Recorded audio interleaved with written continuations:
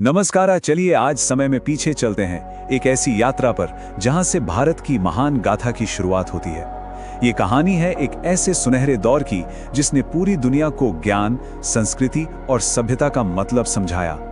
तो मन में एक सवाल आता है ना, कि आखिर आज से 5000 साल पहले भारत था कैसा? इस सवाल का जवाब हमें ले चलता है इतिहास के उन पन्नों में जहां से सब कुछ शुरू हुआ। तो हमारी कहानी की शुरुआत होती है आज से हजारों साल पहले एक ऐसी सिविलाइजेशन के साथ जो अपने समय से आप कह सकते हैं कहीं ज्यादा आगे थी। जी हाँ, हम बात कर रहे हैं सिंधु घाटी सभ्यता की, जिसे हड़प्पा सभ्यता के नाम से भी जाना जाता है।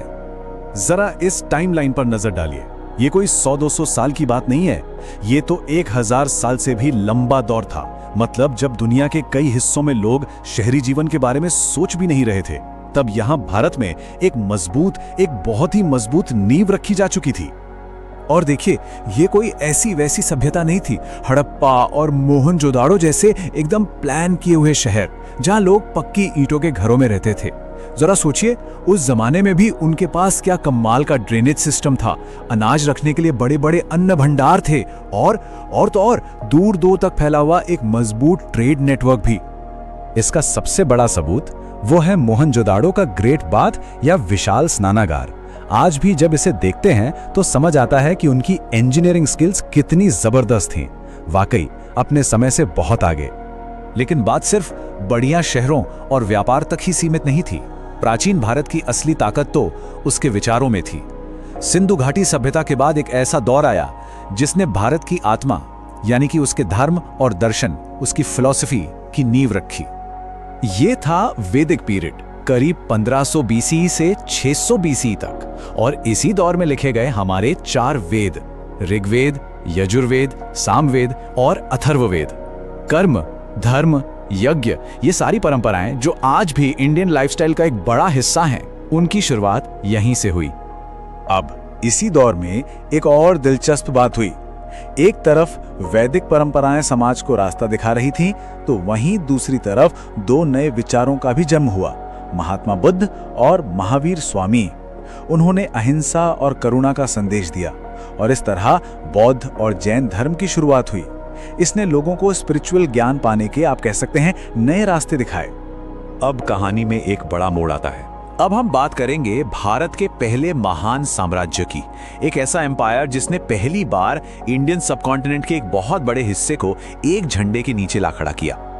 50 लाख स्क्वायर किलोमीटर। जी हाँ, मौर्य साम्राज्य अपने पीक पर इतना विशाल था। उस समय के हिसाब से ये कमाल की एक असाधारण उपलब्धि थी। सोचिए, बिखरे हुए छोटे छोटे राज्यों को एक साथ लाना और भारत को पहली बार एक पॉलिटिकल पावर के तौर पे खड़ा करना, ये कोई छोटी बात नहीं थी। और इस विशाल साम्राज्य के पीछे थे 3 बड़े नाम। सबसे पहले गुरु चाणक्य, वो रणनीतिकार जिन्होंने अर्थशास्त्र जैसा महान ग्रंथ लिखा। फिर आते हैं चंद्रगुप्त मौर्य, जिन्होंने 321 बीसीई में इस साम्राज्य की नींव रखी। और आखिर में सम्राट अशोक, जिन्होंने कलिंग की लड़ाई के बाद इस साम्राज्य की पूरी सोच को ही बदल कर रख दिया। अशोक ने लड़ाई का रास्ता छोड़कर धम्म का रास्ता अपनाया। ये एक ऐसा रास्ता था जिसका बेस था शांति, बराबरी और करुणा। उनके शिलालेखों में ये बात साफ लिखी है, जो आज भी उतनी ही जरूरी है। उसका सार बस एक लाइन में है, सभी मनुष्य मेरी संतान हैं। मौर्य साम्राज्य के बाद भारत में एक और कमाल का दौर आया, एक ऐसा सुनहरा दौर, ज्ञान का सुनहरा दौर, जिसने साइंस, आर्ट और लिटरेचर में दुनिया को वो कुछ दिया जिसने उसे हमेशा हमेशा के लिए बदल दिया। तो ये गोल्डन एज या स्वर्ण युग होता क्या है? इसका मतलब है एक ऐसा समय जब कोई देश हर फील्ड में, मतलब हर क्षेत्र में तरक्की की बुलंदियों पर हो। और गुप्त साम्राज्य का दौर भारत के लिए बिल्कुल यही था, एक ऐसा दौर जिसने दुनिया को बहुत कुछ दिया। और इस दौर की सबसे बड़ी, सबसे क्रांतिकारी देन क्या थी? वो थी जीरो, शून्य। महान गणितज्ञ आर्यभट्ट ने दुनिया को जीरो दिया और एक ऐसा कॉन्सेप्ट था जो मैथ्स और साइंस की बुनियाद बन गया। जरा सोचकर देखिए, बिना जीरो के क्या आज कंप्यूटर होते, या स्मार्टफोन, या कोई भी डिजिटल टेक्नोलॉजी? बिल्कुल नहीं। और ये ज्ञान का विस्फोट हर तरफ था। साइंस में आर्यभट्ट ने बताया कि पृथ्वी अपनी एक्सिस पर घूमती है। मेडिसिन में सुश्रुत ने सर्जरी की ऐसी ऐसी तकनीकें विकसित की जो आज भी मेडिकल साइंस को चौंका देती हैं। लिटरेचर में कालिदास ने अभिज्ञान शाकुंतलम जैसे मास्टरपीस लिखे, और एजुकेशन में नालंदा और तक्षशिला जैसी यूनिवर्सिटीज दुनिया भर के स्टूडेंट्स के लिए नॉलेज का सेंटर बन गई। तो हजारों साल की इस यात्रा का सार क्या निकलता है? प्राचीन भारत ने आखिर दुनिया को ऐसी कौन सी अनमोल विरासत दी जो आज भी हमारे साथ है? अच्छा, एक बात और, जब नॉर्थ इंडिया में ये बड़े बड़े साम्राज्य बन रहे थे तब साउथ इंडिया अपनी एक अलग ही कहानी लिख रहा था। वहां चोल, चेर और पांड्या जैसे बहुत पावरफुल समुद्री राज्य थे। उन्होंने ना सिर्फ शानदार मंदिर बनवाए बल्कि उनका trade network south east Asia तक फैला हुआ था, और इसी वजह से इंडियन कल्चर दूर दूर तक पहुंचा। तो अगर हम एक नजर में देखें तो भारत की दुनिया को क्या देन है?